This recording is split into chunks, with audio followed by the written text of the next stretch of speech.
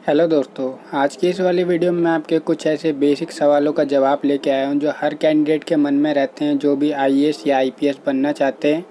तो सभी सवालों का जवाब ताकि आपको कोई डाउट ना रहे और आप अपने एम की तरफ चलते रहें। और डिस्क्रिप्शन बॉक्स में आईएएस और पुलिस से रिलेटेड बहुत सारी वीडियो अगर आप देखना चाहें तो देख सकते हैं। तो दोस्तों शुरू करते हैं। तो सबसे पहला सवाल जो बहुत सारे कैंडिडेट के मन में होता है कि सर मैं 12th कर रहा हूँ और 12th के बाद क्या करूँ। तो 12वीं के बाद आपका जिस भी सब्जेक्ट में मन करता है वो सब्जेक्ट आप चुन सकते हैं, कोई प्रेशर नहीं है। आर्ट, कॉमर्स, साइंस, इनसे रिलेटेड कोई भी स्ट्रीम हो सभी स्ट्रीम चल जाइए। केवल ग्रेजुएशन मांगते हैं। अगर आपको आईएएस या आईपीएस बनना है तो जो एग्ज़ाम होता है यूपीएससी का उसमें केवल ग्रेजुएशन मांगते हैं। तो जो भी सब्जेक्ट आप चुनना चाहें चुन सकते हैं। अगला सवाल है ग्रेजुएशन में कितनी परसेंटेज होनी चाहिए। तो दोस्तों जो यूपीएससी का एग्ज़ाम होता है जिससे आईएएस और आईपीएस बनते हैं उसमें मिनिमम परसेंटेज का कोई रिक्वायरमेंट नहीं है। मिनिमम आपकी कितनी भी हो आपको पास होना चाहिए। ये कोई नहीं दे रखा है कि आपको फर्स्ट डिवीज़न चाहिए, सेकंड डिवीज़न, ऐसा कुछ नहीं है। आपको बस पास होना चाहिए। अगला सवाल है कितनी रैंक वाले आईएएस ऑफिसर बनते हैं। तो दोस्तों आईएएस जो है सबसे अच्छी सर्विस मानी जाती है यूपीएससी वाली में। तो इसके लिए आपको कम से कम 70 से 80 के बीच में रैंक लानी पड़ेगी शुरू के, अगर आप जनरल कैटेगरी में। और अदर कैटेगरी वाले अगर कम रैंक भी लाते हैं थोड़ी तो वो आईएएस ऑफिसर बन सकते हैं, क्योंकि जो सर्विस मिलती है वो रैंक और कैटेगरी दो हिसाब से मिलती है। अगला सवाल है एज लिमिट कितनी होनी चाहिए।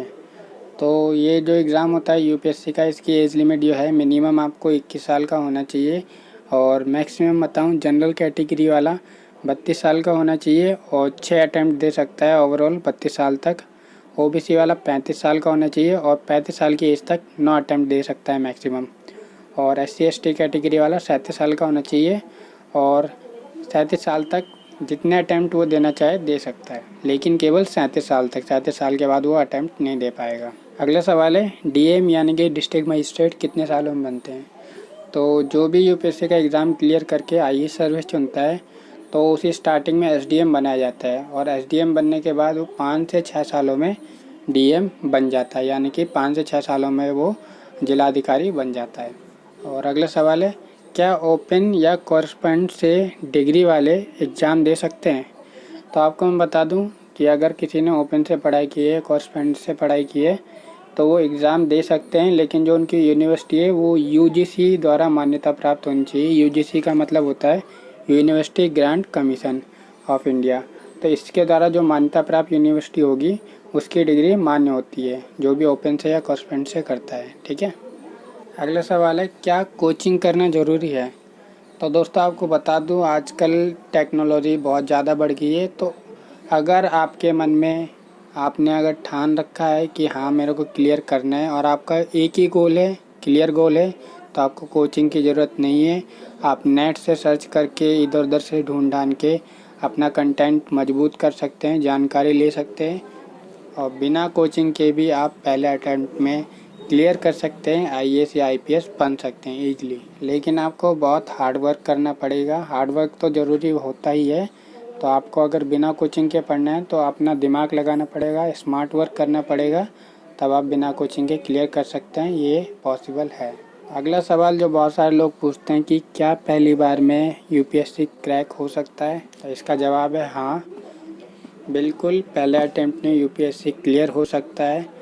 कुछ टिप्स दे रहा हूँ आपको। अपना गोल, अपना एम क्लियर रखना है। यूपीएससी के अलावा कोई और एग्ज़ाम पे फोकस नहीं करना है, क्योंकि अगर आपका एक ही गोल रहेगा तो आप एक ही पे फोकस रखेंगे।